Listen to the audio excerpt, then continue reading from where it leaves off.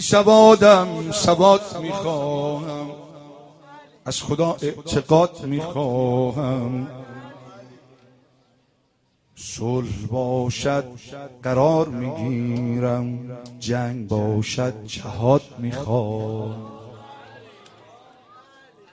صلح باشد قرار میگیرم، جنگ باشد جهاد میخواهم.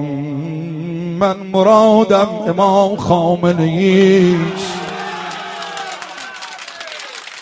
من مرادم امام خامنه‌ایست. من جهاد از مراد میخواهم.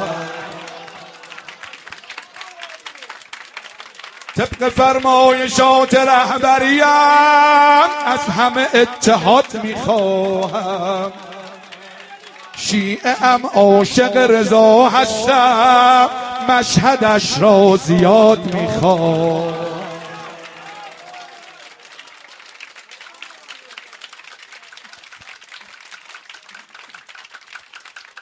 از اشک است اشک میریزم، اذن باب الجواد میخوام. شیعم عاشق رضا هستم، مشهدش را زیاد میخوام. السلام علیک یا ابوالحسن یا علی ابن موسی. کربلای ما، مدینه ما، کعبه ما، نجف ما. یا امام رضا، یا امام رضا، یا امام رضا.